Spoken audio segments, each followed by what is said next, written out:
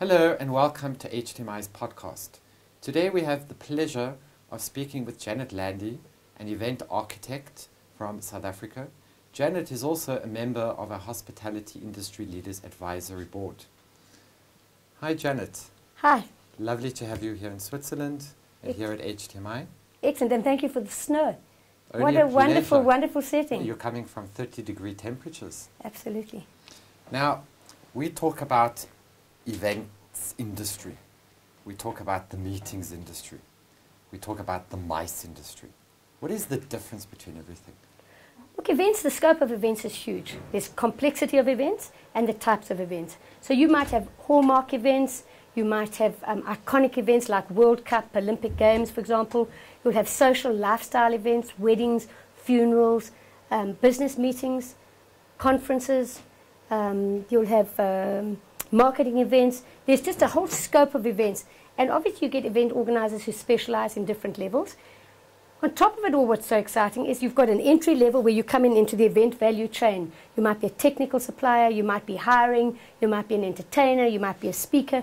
Many, many sides coming from the event value chain. The event organizer is the captain of the ship, brings everything together, ensures that the F&B is right, that everything is appropriate, etc. So from an event assistant, where you can start in an event value chain, you can go up to be an event coordinator.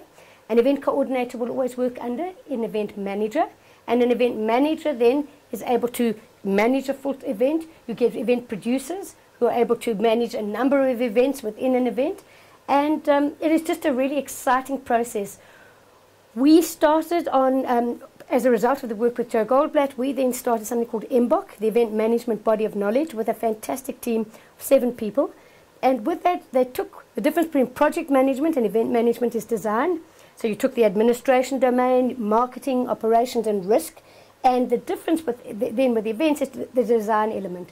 So MBOK was the start for us of a global standard in event management. And that's where my passion is. My passion is to say, if you've got a standard in event management, which everyone can use, then it doesn't matter which level you come into, whether you're looking at risk from an organizational point of view, whether you're looking at it from an entry level, is that everyone's working towards the same standard. So that's the dream, a global standard. The Canadian Tourism Human Resources Council then took that work, and they, with their federal government, looked at it from a point of view of foreign credential recognition.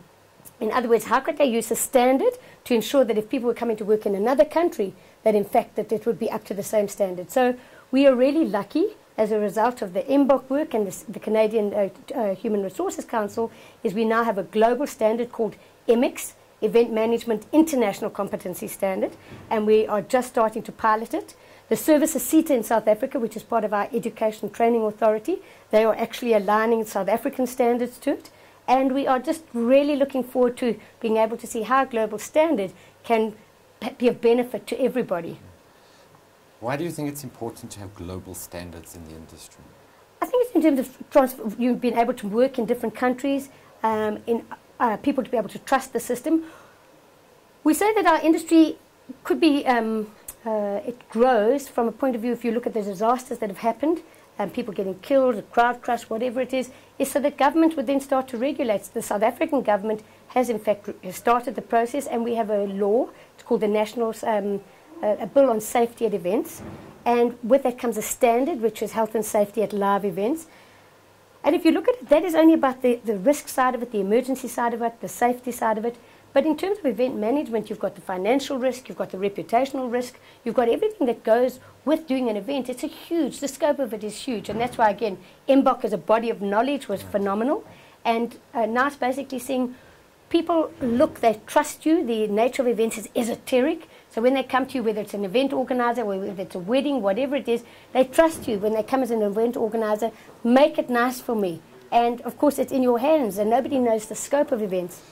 Can you, from your many years' experience, give us some examples that people actually understand what this industry is about? I mean, you have weddings, you have a conference from 10 people to 500, but give us some other examples when we talk about the MICE or the events industry.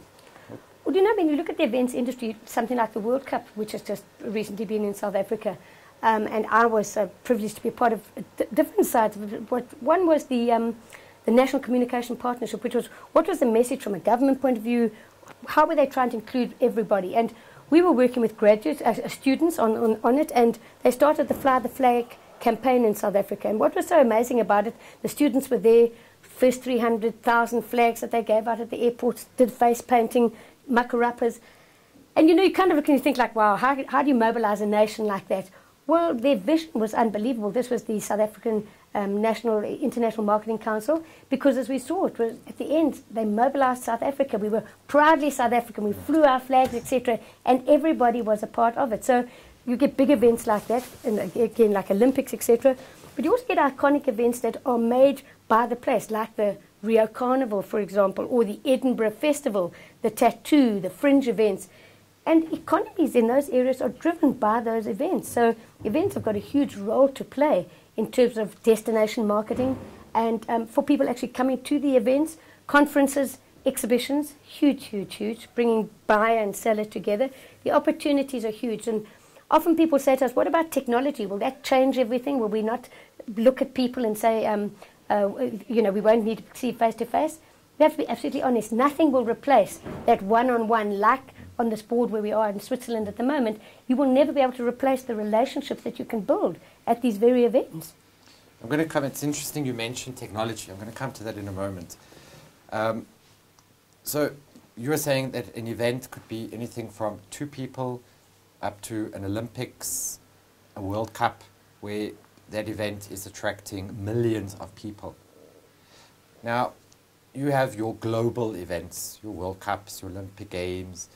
Why do countries like South Africa, China, that hosted the 2008 Olympic Games, Vancouver, the Winter Olympics now, these events cost billions to put on. Stadiums need to be built, hotels need to be built.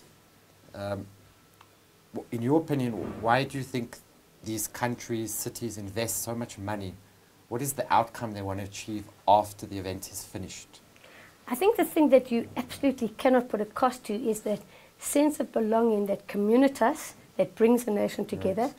And also that capital, that social capital, and the belief in people that, hey, we did it, we can do it. And I think that you see coming through all the time is that you are able to look at an event and say, we've brought people together, we managed to do it, it was in a limited time, we met our deadlines, we had a budget, we were able to work within those budgets, and most importantly is that sense of belonging. And from that sense of belonging, you create events that are liminal. It's a special time in a special place. Right. And that is transformational. And that transformation, whether it's at a huge event or at a little event, is that constant cycle of transformation is huge in terms of socioeconomic development. All right, so your Olympics last for 4 weeks, your World Cup lasts for 4 weeks. What do you think that destinations, long-term goals, what do they want to achieve after the event's finished? Well, if you would just look, and again we can talk about FIFA World Cup, is that the pictures, the time that was spent in terms of television crews, the crews that were in there, those beautiful views across Cape Town Stadium and Table right. Mountain and Durban, the Moses Madiba Stadium. Even we, in between the Spain and Portugal game, the BBC came, we had guys doing amazing wire art. And they came and they did an insert, and between the game, they showed it on world television. I mean, it's just unbelievable, the exposure that South Africa got. Right. And, of course, it brings a nation together. And, of course, and there's a wonderful, most amazing woman, Dr. Barbara Holtman, and she talks about safe communities of opportunity. And effectively, when there's an event on, you have a safe community. And this is what we have to do, is how do you get events that people are busy walking their dogs and getting involved and make safe communities? So it's interesting that, you say, is the country using it as a marketing tool to say, hello, look at us. We're not only capable of putting on a world-class event, but come visit South Africa, come visit China afterwards. Absolutely. And they're looking for that long-term return on that investment that the tourism will pick up afterwards. Absolutely, and it does. It certainly shows on previous events that have been held, and I think everybody looks forward to it. I think the infrastructure that you get there, the roads, the airports, just phenomenal. And as we all know, it's when you're having people to dinner at your house, you clean it up and you've changed the lights and all the things that you've been meaning to do for weeks and for years. Well, I think the same thing happens in a country, Correct. is everything gets jacked up. I think for us, it was also really good. They were looking at what were the SME opportunities, what were the opportunities in terms of for the smaller folk in the industry. And whilst it mightn't have been as huge as they would want to, I know in the little areas where we work, like in KZN, where people started and they served food when people were showing the events, and started to earn money. So it was basically about bringing people together and saying, yes, I can do this. I mean, I remember in 2008, Switzerland, together with Austria, hosted the UEFA Cup. And, you know, especially, I mean, in Bern and all of the fan zones, you just saw orange, the Dutch fans. But after that, the increase of tourism from Holland, because a lot of the Dutch said, hey, you know, wow, Switzerland's a beautiful country, such nice people. And due to that positive image, you know, it did pick up tourism. Absolutely. If we look at hospitality industry, call it travel and tourism as the big umbrella, how big would you say the MICE industry is?